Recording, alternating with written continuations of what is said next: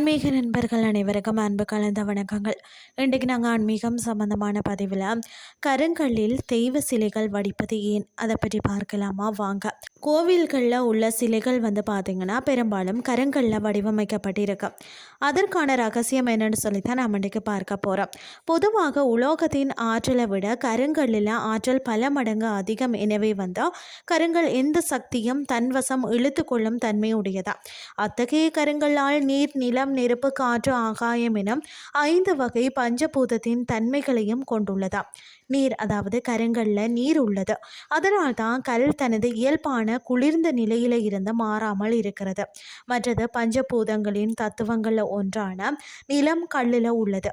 எனவே தான் கல்லில் செடி கொடிகள் வளர்க்கிறது. மற்றது பார்த்தீங்கன்னு சொன்னால் நெருப்பு. கல்லில் பார்த்திங்கன்னா நெருப்பின் அம்சம் உள்ளது. எப்படின்னு சொன்னால் கற்களை உரசும் போது அதில் இருந்து தீப்பொறி பறக்கும். கல்லில் காற்றம் இருக்கிறது. அதனால் தான் கல்லில் தேரைகள் உயிர் வாழ்கிறது. அது மட்டும் இல்லாமல் ஆகாயத்தை போல தான் வெளியில் உள்ள சத்தத்தை தன்னகத்தை ஒடுக்கி வைத்து பிறகு வெளியிடும் சக்தி கல்லுக்கு உள்ளதால் தான் கருங்கல்லில் கட்டப்பட்ட கோவில்களில் நாம் கூறுவது நமக்கு எதிரொலிக்கிறது. இத்தகைய சிறப்பு சக்திகள் வேறு எந்த வகையான உலோகத்திலையும் வெளிப்படுறதில்லை.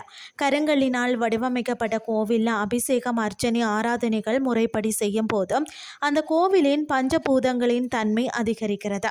அத்தகைய கோவிலில் நாம் வணங்கும் போதும் நம் உடலில் நல்ல அதிர்வுகள் உண்டாகுவதுடன் நம்மளுடைய வாழ்க்கையில் நல்ல பலன்களும் கிடைக்கிறது. இந்த காரணத்தினால் தான் கோவில்களில் உள்ள சிலைகள் கருங்கல்லில் வடிவமைக்கப்படுகிறது.